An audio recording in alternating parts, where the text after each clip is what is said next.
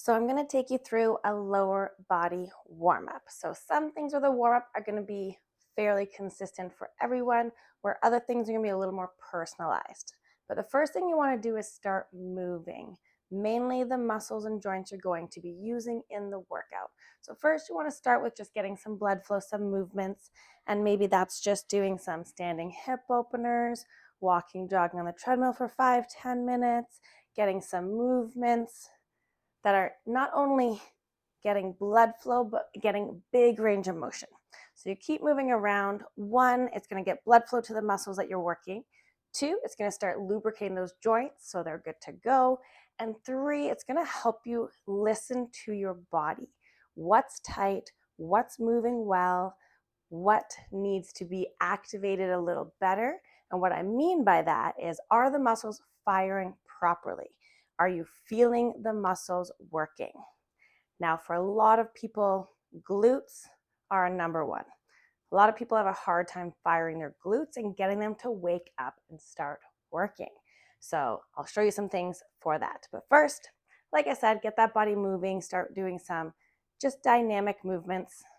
The bigger the range of motion, the better. I usually do some hip openers, some standing butt kick kind of thing.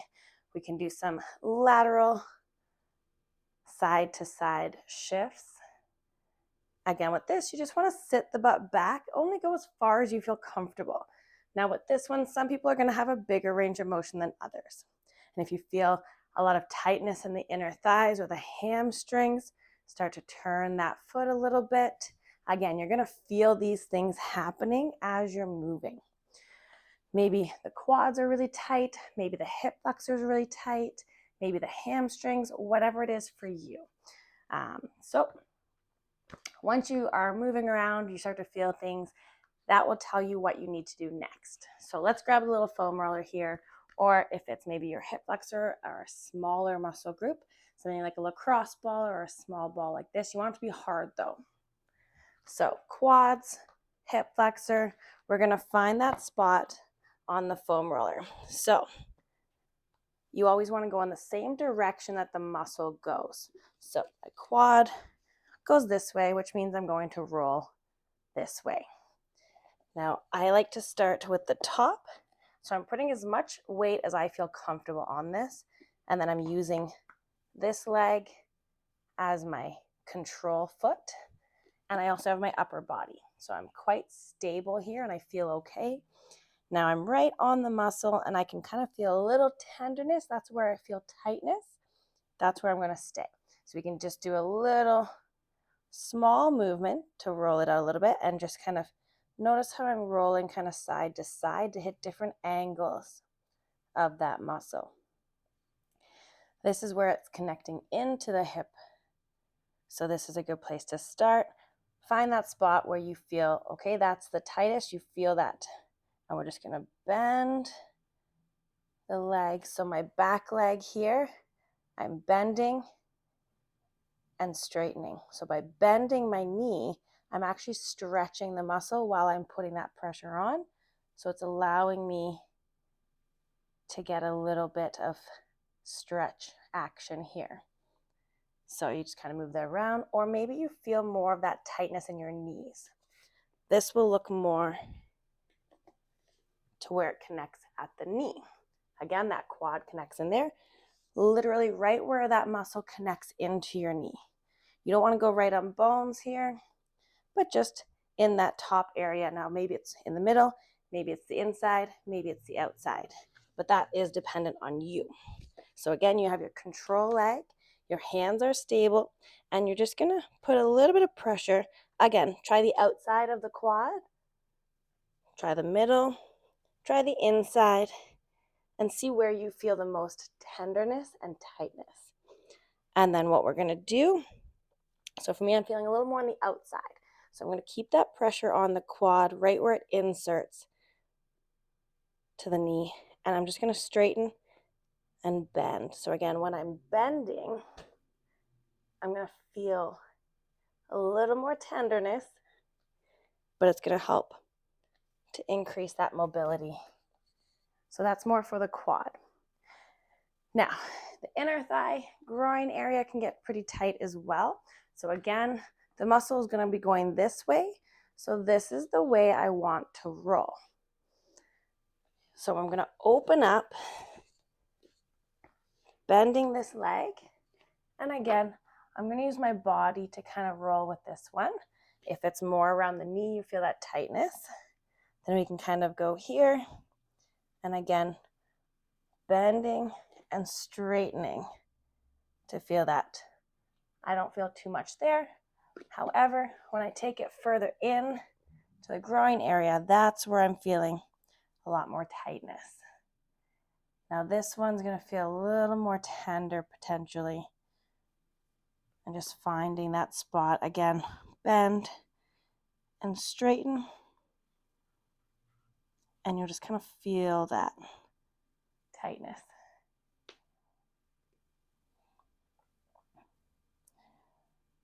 So just little movements to kind of roll and see where your tight areas are. So that is your foam rolling. Now maybe it's your glutes. Again, glutes are complicated. There's a lot of angles to this one. So we're going to start by sitting on the foam roller. So I'm sitting squared. I'm going to shift just a little bit to one side. So now I got my right glute.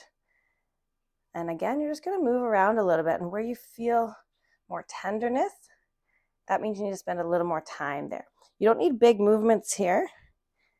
And again, from sitting more upright, you're going to feel one area. And then as you move, you're going to feel different areas. Everybody's different. Everybody's tight in different areas. Maybe your glutes aren't tight at all.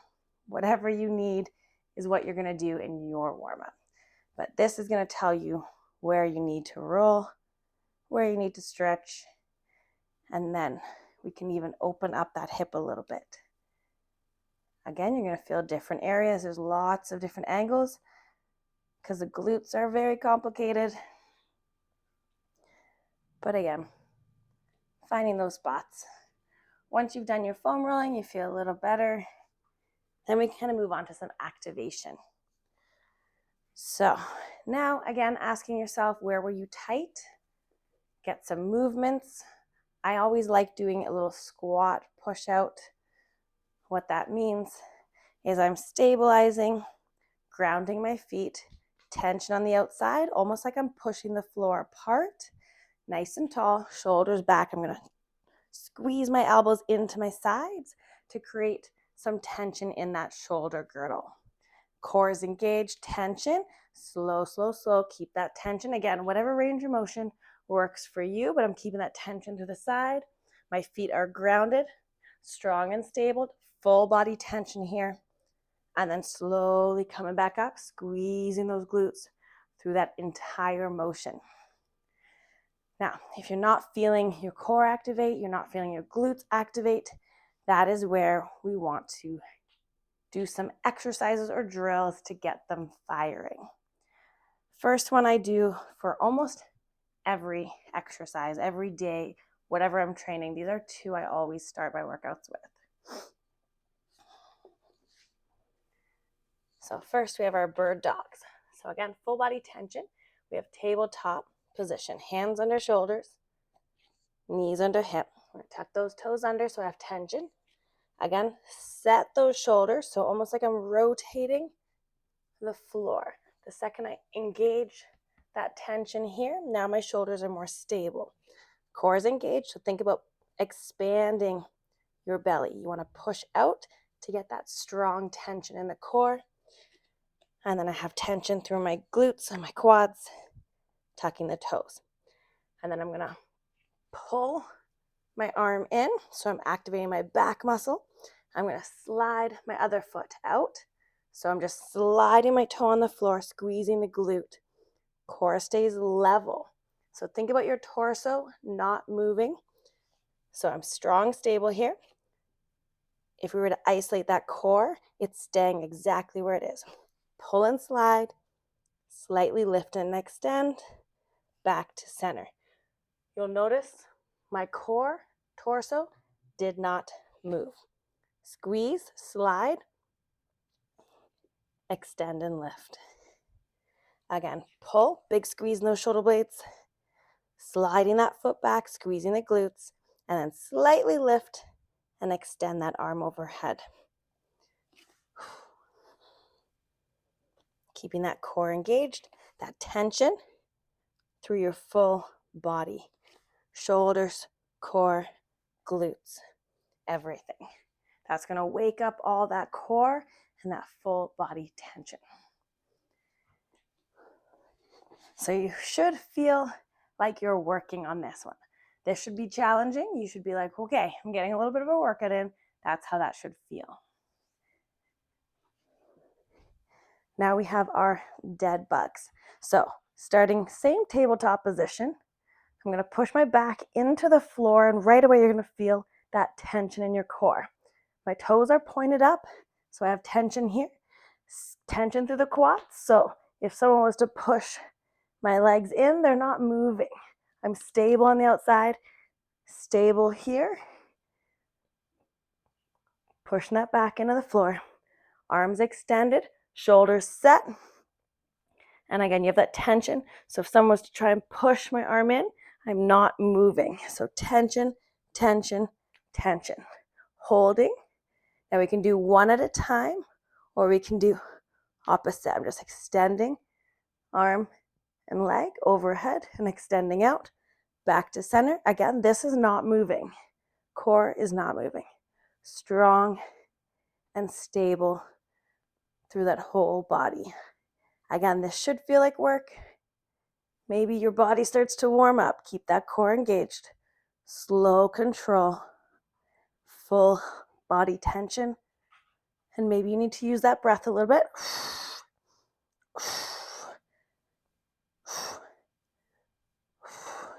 So you're feeling everything working. This is a good practice move to activate that core, to see how it feels, so you get better at doing it with everything else you do. Now, if your glutes are not firing, we can use a mini band for this. I recommend using a mini band for this. We're going to put it just above the knees here. Now again, we're thinking that full body tension. So when we're in position, we're going to plant those elbows, squeeze. And have not lots of tension. Push that back into the floor. Planting your feet. We're going to drive. So we're going to squeeze the glutes. And as we go hips up, we're also going to push the knees out. Hold at the top. Back down. Release. Tension. Tension. Squeeze the glutes. Squeeze up. Knees out. And back down. Squeeze the glutes. Up and out. Explosive. Hold. Slow release. After a few of these, you should feel those glutes firing. You feel those glutes working. Good. They're warmed up. They're activating. Now we can put them to use in our workout. Now, if you have a lot of tightness in the hip, groin, adductors, hamstrings, and not firing the glutes well, this is a good opener. Hip opener, using a very light weight if you can. But we want to hold something stable here. We're going to step out that foot, knee in line with that toe. But when you relax, the knee might be in a little bit. So we're going to squeeze the glute to open up. Nice and tall, looking forward, and we're going to slide. Come back in. I'm going to relax my leg. Squeeze my glute. Slide. So to show the side view here, standing nice and tall, square forward. This leg is going to come out. Come a little this way so you can see my foot. So again, here, my knee's not quite in line yet, but I'm going to squeeze my glute. Now it's in line, and I can shift. You're going to feel that stretch through here, but you want to fire that glute here. So again, squeeze that glute and shift to the side. Come back in, relax, squeeze the glute, shift. Come back in, relax. Now again, you want to break down those two movements. So we're squeezing the glute to open up, and then we're shifting. So that's going to help fire that glute, but also loosen up some of the hips as well. Okay, so that's for most of the lower body stuff. Let's say you're going to be doing some hip hinge movements, maybe some deadlifts, things like that. Or if you have any kind of like hip weakness, hip instability unilaterally, meaning just one side, or if you have some kind of imbalances in those hip glute muscles. You can use something to hold on to, but we do want to try to stabilize that foot as best as we can. So if we're standing, you can hold on to something, but try to really focus your weight on that leg. Ground that foot. So think like a tree rooting into the ground. So we're evenly distributing that weight, nice and grounded. Some people like to take their shoes off so they get a better feel for this. That is totally up to you. But think about grounding there. Once we kind of have that balance, we might even feel that glute start to fire as we have that tension here. So again, think, is it wiggly? Is it wobbly? We want to turn on that tension, turn on that glute, just like we did with that kettlebell hip opener. So think tension, tight, tension, secure. We're going to already feel more stable on that one leg. Now these are your airplanes. So hips are level, shoulders are level. Again, you might need to hold on to something. And we're going to open up, squeezing that glute, and then coming back to center. Keep that tension on. Once you release that tension, you're going to be very unstable. So tension on, planting through the foot, bending at the hips, and opening up. Use something to hold on to if you need that extra support. Now this one's one of my favorites because it's going to help fire those glutes, hamstrings for that hip hinge movement. So before you even grab a weight or anything, just like what we just did, we're going to plant those feet, normal stance, shoulder stance, whatever is comfortable here, your normal stance. Again, plant those feet, tension on the, we don't want weak knees, we want tension, tight through the sides here, keeping that tension on. Just by doing that, we're going to feel little glutes. So squeeze those glutes, keep them squeezed, core is engaged. So think about, a lot of people have that lumbar curve here. We want to squeeze the glutes in, so rotate that pelvis here to here, exaggerating so you can see. Squeeze the glute forward, so now we have tension through the glutes. Core is engaged, shoulders are tense, and we're going to push the hips back. The second you keep that tension, push the hips back, you're already going to feel maybe some stretching, maybe some tension through the glutes and hamstrings here. Squeeze it up. Only go as low as you feel comfortable. So keep that tension, keep that squeeze. You're going to feel a little tension here and then squeeze it back up. Slow, keep that tension, keep that squeeze. Feel that tension, squeeze back up. This is going to help to wake up those hamstrings as well, but also so you get that tension through the glutes and hamstrings. You're firing those muscles, and whatever range of motion works for you. Your deadlift movement, your hip hinge movement doesn't have to be a big range of motion for you to activate and work the glutes and hamstrings. If you're trying to work your lower back, then absolutely, that's fine. You can get a little deeper to activate the low back muscle if you're trying to work it. 9 times out of 10, you're doing legs, you're probably not. So those are some ways to activate the muscles, get them warmed up, and then of course, once you're ready to get into your main movements, do some higher rep, lighter weights, feel the muscle, warm it up, just like anything else. Then you feel good, your movements feel good, and you feel that activation. You should feel strong and stable in your movements. Then you can start challenging your weights and move on with your workout. You don't have to do all of these things. Listen to your body and see what you need to do. But that is a great way and a great start for your lower body leg day warm-up.